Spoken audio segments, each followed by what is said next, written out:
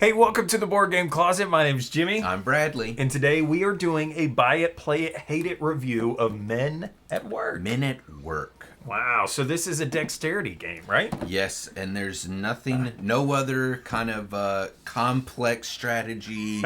This is totally just dexterity. This is dexterity. So Yeah. the theme behind it is that we are on a construction site, and on your turn, you are going to try to place either a girder, Support, beams, bricks, little red wooden pieces, bricks, and workers. and workers. And they have this cool mechanism in the game where basically you have a deck of cards that on one side tells you a specific type. It's either going to be a girder or a worker, and then there's different colors on there. And then on the opposite side, like when you flip it over, it tells you what you have to do. So the top of the card that is revealed, and then the bottom of the card you flipped over tells you what you have to do on your turn. And that is going to be a combination of placing either one of those items that we said, the girders, the beams, the supports, the bricks, and all of that. And so on your turn, you do whatever it says. Like it might say something like place a orange, red, we're not sure what color that is, Yeah.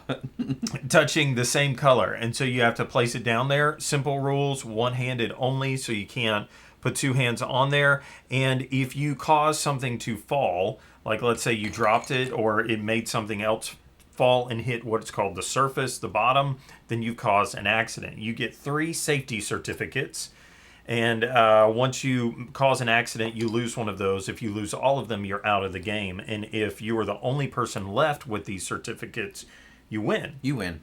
Otherwise, you will keep playing until this Rita, the supervisor Rita, shows up, and then it's all about who has placed the highest one. So there's a little hook here that has a measuring tool, and if you place something that is the highest, you will get an award. And depending on the player count, like if it's 2 players, if somebody got 5 awards, then they will have won the game. Yep. There are some variants you could play with this little tower that goes in the middle. There's a tower or another variant that has to do with placing it in the box. There's all kinds of stuff that you could kind of change it up, but that's basically the idea of the game. So let's give our buy it, play it, hate it rating on this game, and then we'll tell you why we gave it that rating. So green means go buy this game and add it to your collection. Yes. White means maybe you wouldn't buy it, but you definitely play it. And then red means don't buy it, don't play it because you hate it. Get it out of here.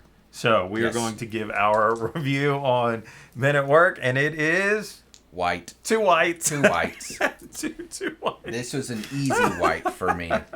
I lost probably 10 minutes in. Yeah. You know, like it took no time Oh, yeah. for me to lose. Yeah, all the games that I've played of this, it really does come down to whether or not you like dexterity games. And so I guess I'll speak to that. If you like dexterity games, then this is going to be something that you will enjoy. This could be a green game for you.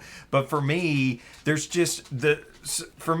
of the things that I don't like are the cards are not that easily understood. It's not very intuitive. So, especially for new players, like even though once you play this game a few times, you're going to understand what it means, and you could say that, but to new players, their heads are going to be in the rule book a bunch. You're going to have to say, well, what does it mean? 1 beam with 2 beams, or a new support on a girder plus touch any color? What does that mean? So your first few games, your nose is going to be in this book a lot, and I guess that's okay. That's fine. It's not a bad right. thing.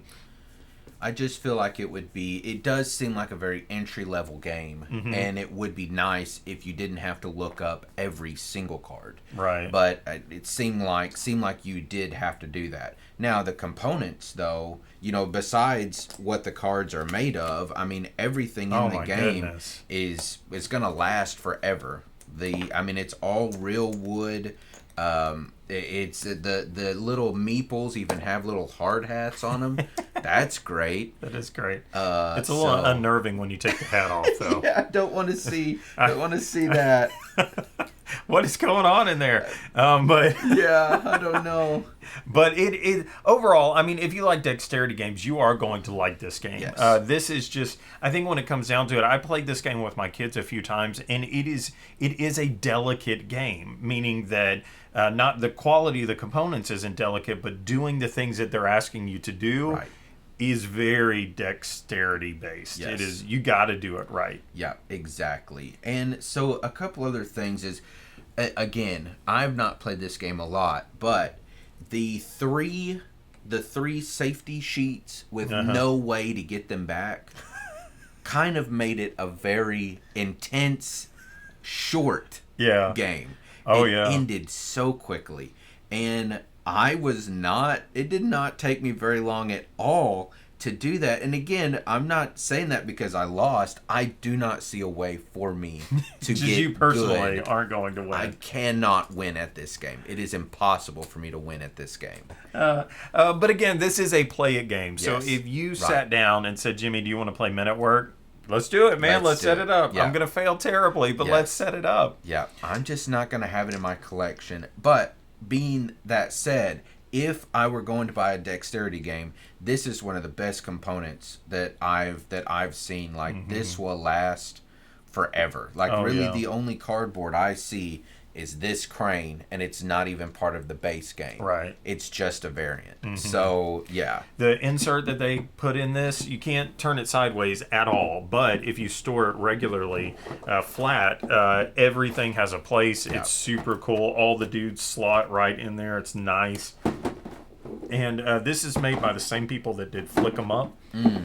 So Flick 'em Up has great, or at least the original wooden version of Flick 'em Up is just like this. Super heavy duty, nice components. Yeah, that's another game that I'm bad at. I'm not good at that one either. So, but the comparison, I think Flick 'em Up or Men at Work, yes, I'm definitely leaning more towards Flick 'em Up. Yes, exactly. I think so. So that's a dexterity game that intrigues me a little bit more than this one does. This one's great, but it's got that Jenga feel. Yeah. You can't mess it up. Whereas in Flick 'em Up, it's a little bit more straightforward.